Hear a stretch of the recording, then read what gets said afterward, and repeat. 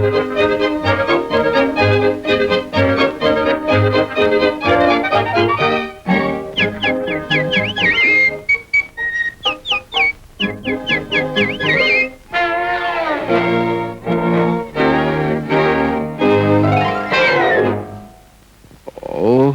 wants a worm anyhow?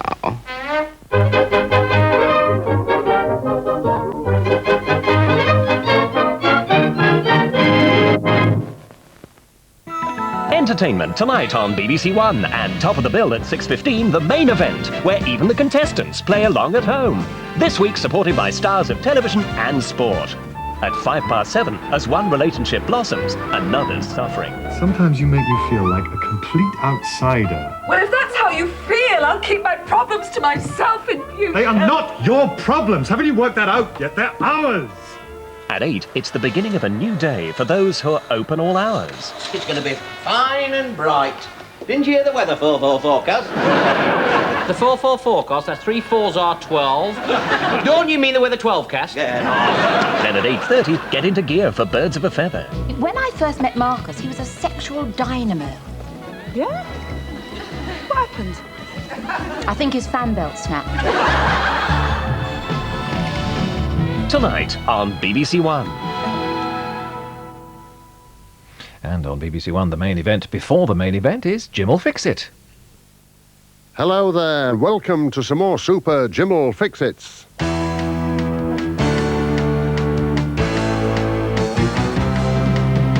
If you want to dance or cut somebody in two, to join a brass band or a sailing ship crew, if you want to be queen of the night, or if you want to dine in style, or you want to be Thunderbird too, Prince Charming is your dream come true. Jim will fix it, no matter who.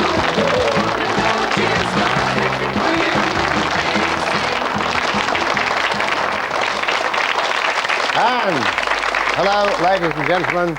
We hope that you've been looking after yourselves well all week. Let's see what we've got on Jim'll Fix It tonight. We're actually taking on a bit of travelling tonight because Anne, Kath and Doreen prepare airline food and they get a surprise trip, to say the least. Billy gets a didgeridoo lesson from the one and only Mr. Rolf Harris. Yeah. Just and breathe in. And Natalie pursues a shoplifter, would you believe? Excuse me, sir. I'm from Marks and Spencer's and I'd like you to return to the shop. But first, a letter from Solihull in the West Midlands. Dear Jim, my youngest brother Timothy, aged 10, has been obsessed by primates for as long as I can remember. He has written projects on monkeys and apes, collects pictures of them, joins campaigns to save certain breeds from extinction, and has assembled nearly 30 toy monkeys at home. It is his ambition to be a vet and to study primates' behaviour, and he has a number of films on the subject. However, he has yet to see them in the wild, and he does not believe they should be kept in captivity. I am sure that it would be a fix-it of a lifetime for him if he could actually see the apes and orangutans in their natural habitat. It would also be a relief for the rest of the family. Many thanks, Louise Prince. In Sabah, in Malaysia, there is a sanctuary for orangutans. They look just like me, disc jockeys. This is where we sent him.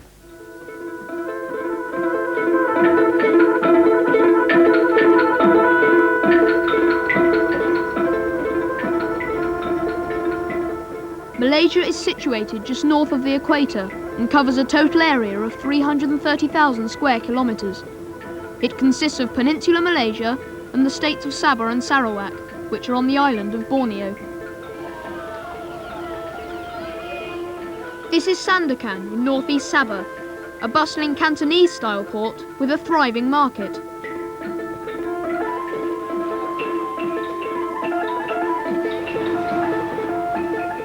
Sandakan is the nearest town to Sepalok, where the orangutan sanctuary is based. This is where orangutans who have been abandoned by their mothers or who were formerly in captivity are taught how to survive in the wild. The first step in the rehabilitation process is admission to the clinic, where Dr. Rika and the rangers keep a daily check on the orangutan's weight and temperature.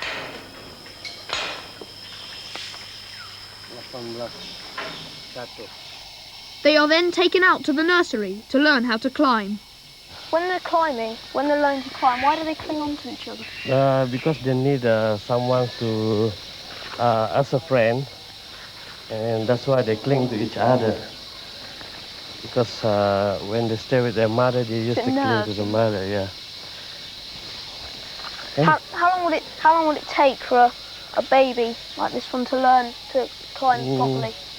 It takes about 6 years to learn how to climb.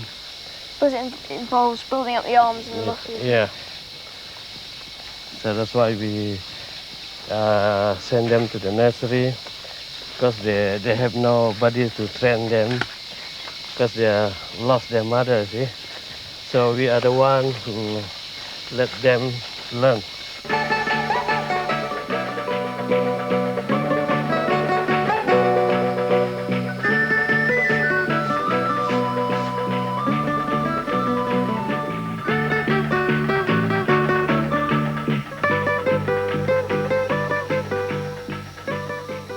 All the orangutans, on first admission to the clinic, spend some time in quarantine. This is to try and avoid any chance of either the orangutans or the humans transmitting or catching diseases from each other. Okay. Yeah, his name is Michael, and we estimate his age maybe 8 months. And when he came here, he had no teeth. Okay, goodbye. How long will it take Michael to recover? Sometimes if diarrhea, it takes a long time, 1 week, more than 1 week, but sometimes 2 or 3 days, just for a few days. Does he have to have a special diet too? Yes, we stop to feed the milk, and we give some rehydration powder and give some medicine. Okay, Michael? He also seems to trust you as well. Yeah, I think so.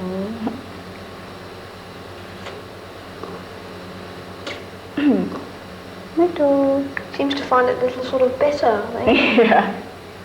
Yeah.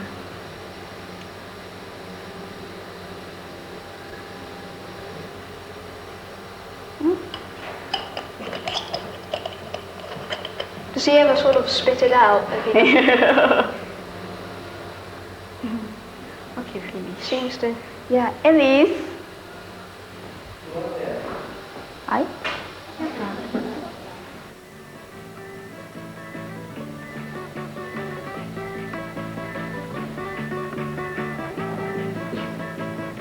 Once the orangutan's survival skills improve, freedom in their natural environment improves correspondingly. At the age of 7, the orangutans are moved to Station 2. This is about 30 minutes walking distance into the jungle, and that afternoon I was to join Piemin on a trip to the feeding platform. But first, a little refreshment.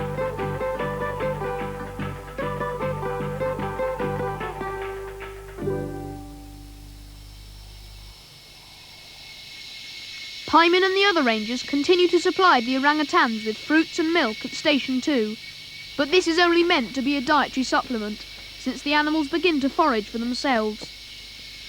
The result is that fewer orangutans return to the platform for food. For instance, Piemin said that none had come in the previous day, as fruit in the jungle was plentiful just then. So we could only sit and wait, and hope to spot the telltale movement amongst the trees.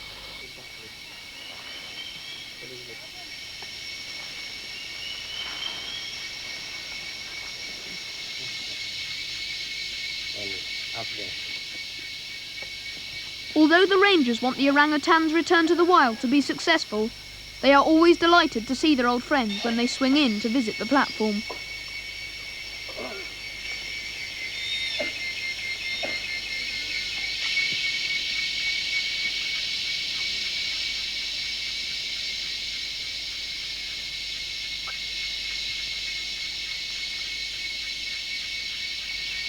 Can I go up there? Yeah.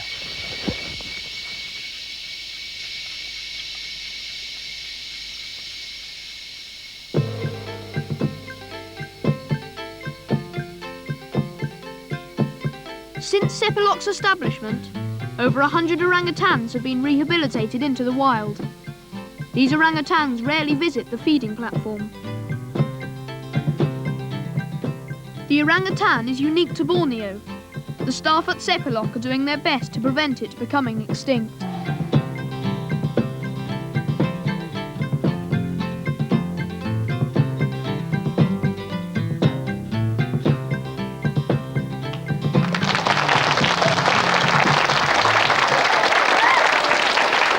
Good. Good. Listen, well done you.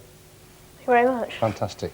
You've got a very good speaking voice on the TV. You've got a better speaking voice than I have, so you can actually grow up skint like the rest of us if you want to, as a future. Did you enjoy that? It was excellent. Did it enhance the fact that what you are doing, which is with the primates, did it make you want to even be that more attached to them? I felt like I wanted to stay there for a lot longer. Really? Yeah. Yeah, we couldn't afford it, as it happens. Yeah. Under the circumstances, let me see if you have impressed my chair suitably enough, which possibly... Whee! Hello, primate chair. Thank you. Now, this actually is a very special Jimmy Fix-It badge because it actually can go from branch to branch. It can go from across trees and things like that. So be careful if you go near any trees with it. All right then? Give me a head over here, please. Thank you. Thanks very much. Okay. Oh. And here we go now with a letter from Brixham in Devon. Dear Jim, could you please try to fix it for my Gramps? He always likes to make a noise with anything that is handy. A piece of pipe, hoses, any sorts of tube. He has an Australian didgeridoo, but can't play it. Could you fix it for him to have a lesson, please? From Danielle Perks, aged 10 years. And Joshua Perks, 6 years. Ooh.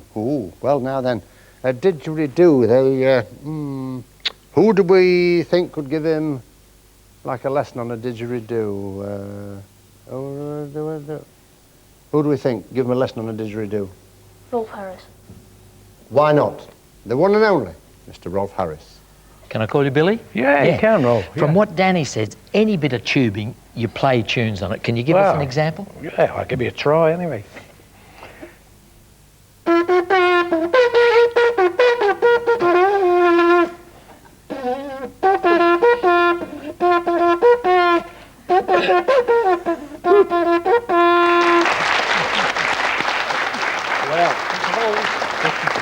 Now, trying to get to a didgeridoo, it's a lot less pressure than that. This is your instrument, isn't it? Yeah. You've got to get as much of your mouth inside the mouthpiece as you can, and then there was a fella called Parker who taught trumpet, and his method of starting it was to put your tongue out. Imagine you had a bit of crumb on your tongue, you wanted to get rid of it, and just go like that. You know, it's nasty. And you do that to start the note going.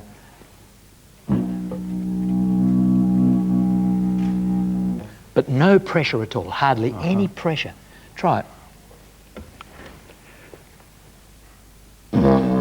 Yeah, that's good. But you run out of air, don't you, very quickly? Yeah. So the less pressure you have on it, the longer you can keep that going. If you want to learn the breathing process, it takes a very long time. But can you do this? Imagine say you're in the wild west of America chewing tobacco and you want to just spit it out into the spittoon. You go like that. That's it. Now do about 4 of those. That's it. Now try breathing in through your nose while you do that, like this.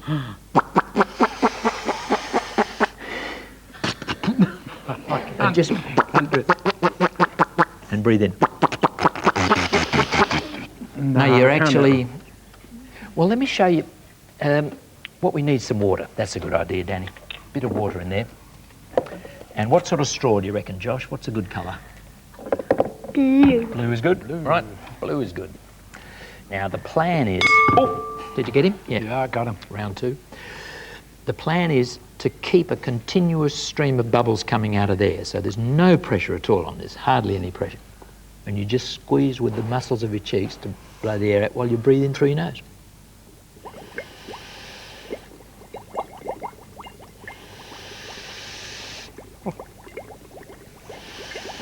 Now my lungs are absolutely full.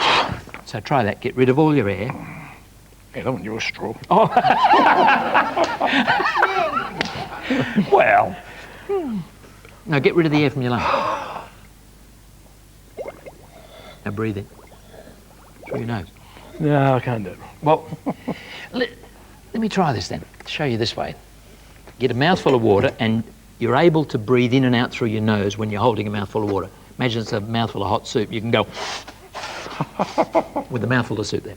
So get rid of all the air and then squirt it out under pressure, the water, while you fill your lungs with air through your nose, like this.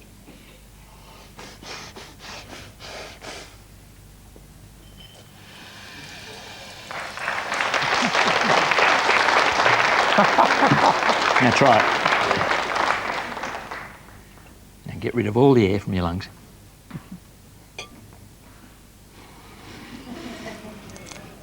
That's it, yeah, right. Okay, that's good. Now the thing is, when you've finally got it going, you can do this sort of thing.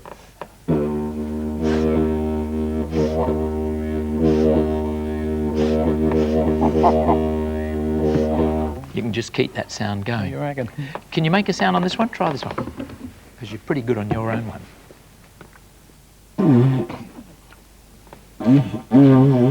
Do you want to go? Yeah, Josh is better than me. Have a go. Have a go. We'll try the middle one then. Try the middle one then.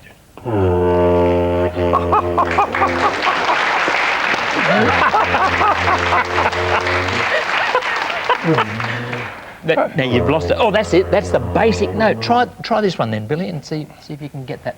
Very little pressure. Yeah. Oh, that's good. That's good. That's good. Okay. Now you can get some weird variations when you're playing by changing the shape of your mouth like this.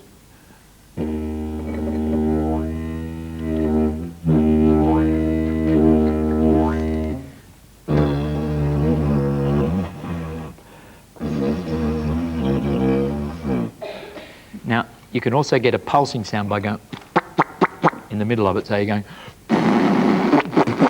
like this.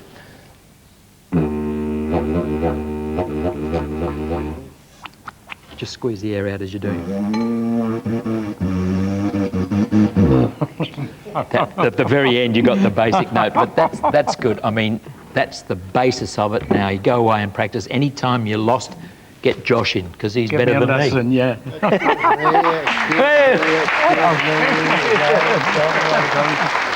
you very much indeed for being with us. Listen, you two, just get your head up here. Why did you come this far out? It's taken me 4 days to walk across this desert. Why couldn't you have done it somewhere near a shepherd's bush or whatever? 4 days. to. What? You wanted to?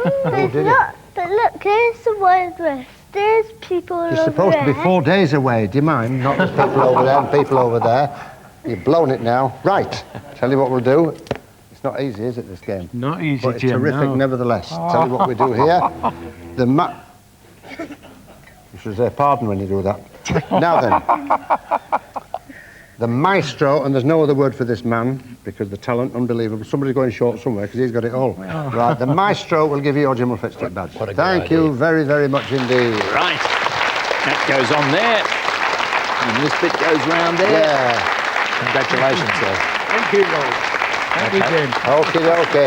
Okay. Lots of practice. And here we go now with the letter from Walsall in Staffordshire. Dear Jim, whenever we fly anywhere, we are always wondering what food we shall have. We really look forward to our flight meal. We would love to see the preparation work for those meals, which must run into thousands of meals for holidaymakers. Do they really wash all that plastic cutlery or throw it away? We'd love to see for ourselves. From two sisters, Kath, 45, Doreen, 50, and our mum, bless her, 77 years young. Yours faithfully, Mrs. Doreen Watkins. So we sent them to work all night making the meals, which they did. And what they didn't know the following day is that we just had a little surprise trip for them. Watch this. Put the other bits away. Okay, put those on. Yeah. I would put them on. That, and thank you. That's it, that's how you have the back. Thank you. Are you all right there? Yeah. It's knee operated, so you don't have to touch anything. Scrub your hands in, soap in it. And then you have some paper towels here. Yeah. To wipe your hands on. Yeah, that's right. Okay. And then you get this alcohol, which you just a little squeeze, rub it in, to make sure all your hands are nicely sterilised, and then we can go in and touch the food. Out to the sanitizer, into the rinse and spin, close the door, slow spin, 3 minutes. Turkey on the green lettuce. Fish roll. Turkey on the green lettuce. Swiss roll. Salmon on the red.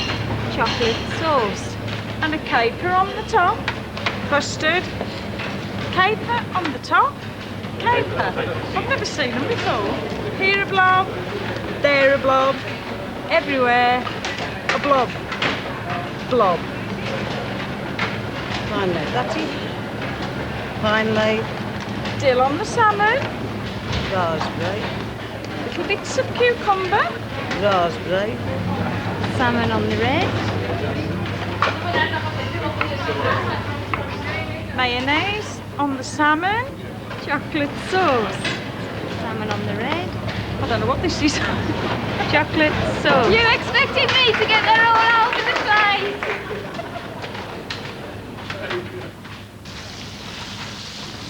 I've never used a big frying pan like this before. Just into the middle, like that. Yeah?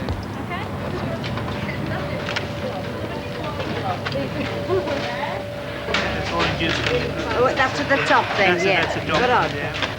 Like everything is, there, to help her out. Good dog, there. Yes. Yeah, working well, right, Alan? Oh, yes, yeah.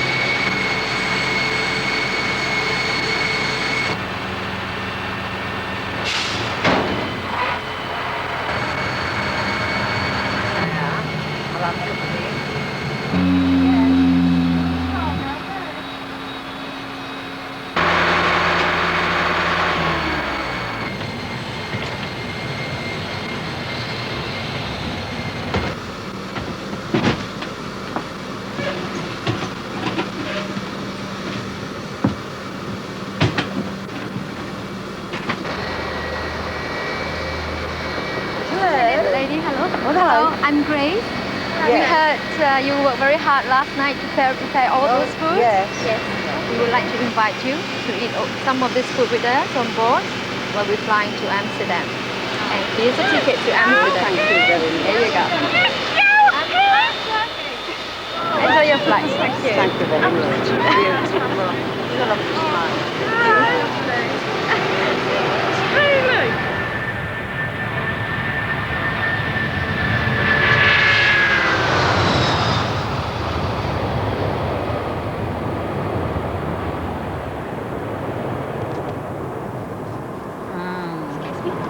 Here's your snack, ma'am. I think you may recognize this. Well, this is one we did earlier. Yes.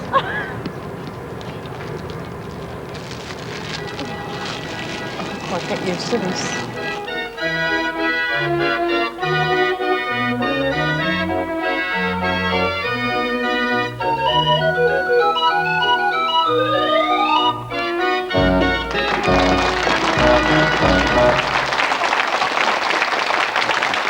Well, ladies, the thing is, did you have a good time or what? It's fantastic. Absolutely fantastic.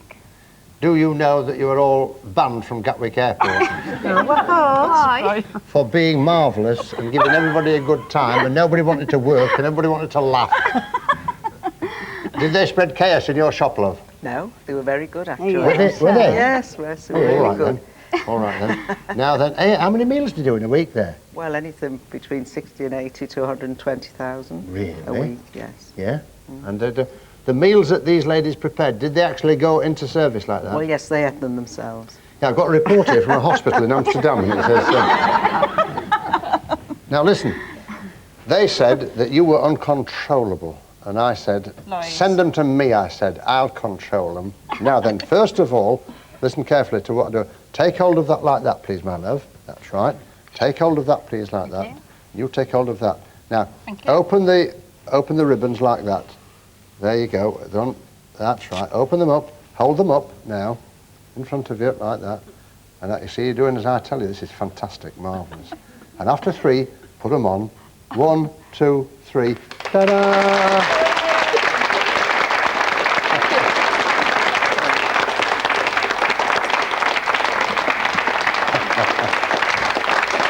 Mind you, I wouldn't like to have to control women for a living, that's for sure. A letter now from Wimborne in Dorset. Dear Jim, since I watched Crime Limited, I have wanted to see what it was like to be a store detective. Please, could you fix it for me? Yours hopefully, Natalie Gascoigne, age 11. So Marks and Spencer's allowed us to stage this in one of their stores, and we had an actor, of course, as the shoplifter. Watch this. Do you have any questions that you'd like to ask me? Yes. What does being a store detective involve? Well, it's important to bear in mind that the huge majority of our customers are very honest, and there's really no need for a store detective at all in the stores. However, like any other store on the high street, we do suffer a small minority of people who actually do steal from us, and because of that we do employ detectives. Now, their job really involves patrolling the sales floor, looking for people who are potentially going to steal from us, and then once they do come across those people, to actually respond and deal with that situation in a very professional way.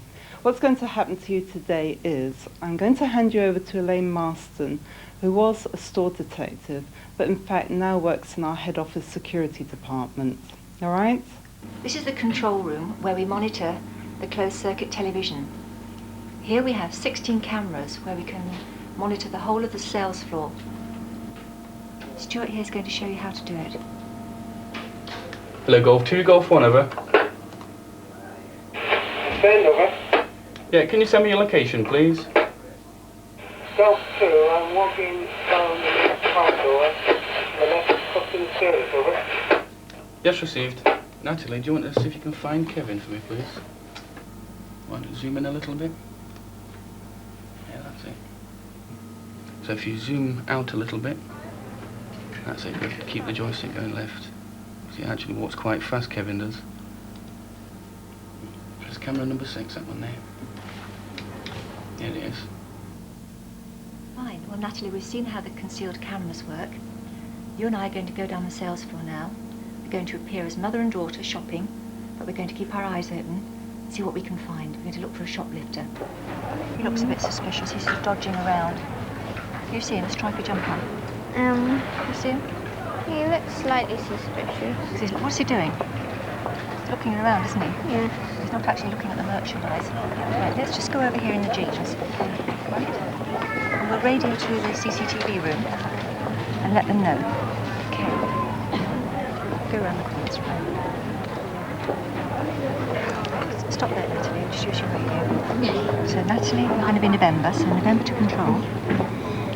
November to control. Are you receiving? Are you receiving? Receiving, over. Can you put the camera on the boy in the stripy jumper? Can you put the camera on the boy in the stripy jumper? He's in the ladies' department. He's in the ladies' department. Near the blazers. Near the blazers. Over. All the time you're looking at this, you could be looking over the top and looking towards the door and seeing if you can see anybody coming in that looks a bit suspicious. Can you see anything? What can you see? He's got... What did you see there? He's got Marks and Spencer's thing hanging Where is out it? his jacket. Can you see his pocket? In his right pocket? Yeah. Right, okay. Where's he going? Let's follow him slowly and see what he does. Do you think we ought to call for some assistance? Yes? Yeah, when he goes... What is he doing now? Is he looking around? Yeah. Yeah, go. Speak to control then. November to control. November to control. suspicious man. On menswear? On menswear, casual wear. What's he doing now, Natalie? What's he doing with his hands? He's looking at his shirt. What's he holding? A shirt. What's he got? Has he got it in his hands now? Yes. Right, what's he doing with it? Folding it up. He's taking out the carry bag. Still see him? Is it empty, the carry bag? Yeah, he's unfolding it. Still got the shirt. What's he going to do with the shirt? Put it in. Has he put it in yet? Not yet. Why hasn't he put it in? Because he can't get it open. All right, keep looking at him. Now, what is he doing now? He's going to go past 3 till points here.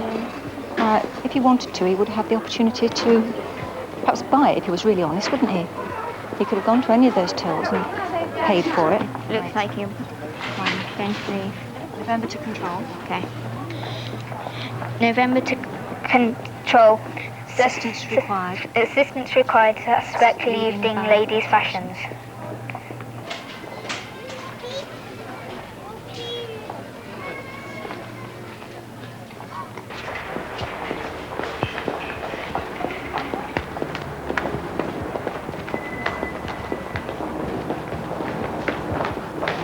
Excuse me, sir. I'm from Marks and Spencer's, and I'd like you to return to the shop. Return to the shop? Why? You've got a shirt in that bag that you haven't paid for. I think you've made a mistake. I'm in a bit of a hurry, actually. Sorry. You're going to have to go back to the store, sir. This is very inconvenient, you know. It's a mistake. You know the last of this.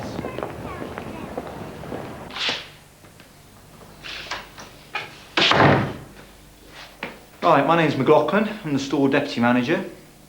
This lady's my store detective. I'm going to ask her what she's seen. I'll then give you a chance to respond to what she said. We were by the children's wear department when this man walked in, and in his left pocket there was a green carrier bag showing. He then walked to the men's shirt department, and he took a shirt, and as he was walking over to the suit department he folded it up. Then he took out the green bag, which was Marks and Spencer's, and he put the shirt in it. Then he walked past 3 checkout tills, and then he went out the back exit, and that was then I apprehended him. What would you like to say in response to that? I brought the shirt in with me to change it because the collar size was wrong. Okay. Could you hand me this shirt, please, sir?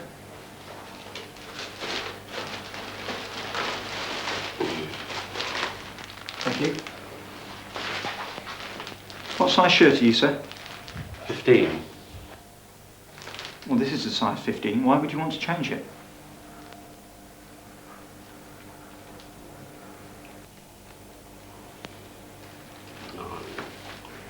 It's a fair cop. In that case, sir, you leave me with no alternative other than to call the police.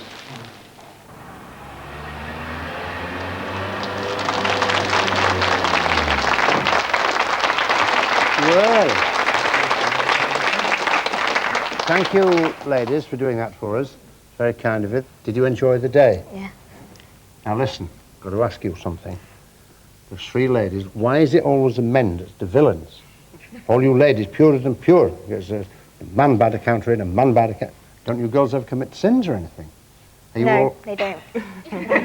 Can you hear that? Well, I think... All right, somebody's tea leaf, the Jim will fix it badge. Excuse me. Sabre watch. Where's that? Oh, it's here. Oh, goodness gracious. Now, if you lend me your head, I will not shoplift it. I will just put this around here like this and go like that. Ta-da! How about that then?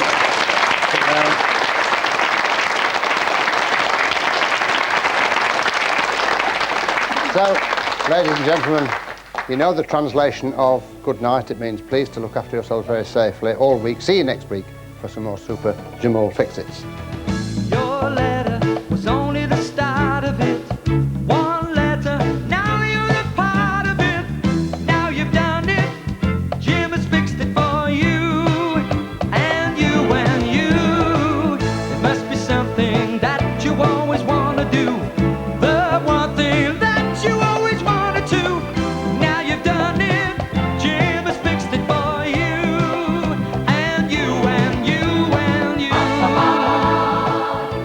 It's the TV presenters versus the sports stars in the main event with Chris Tarrant next.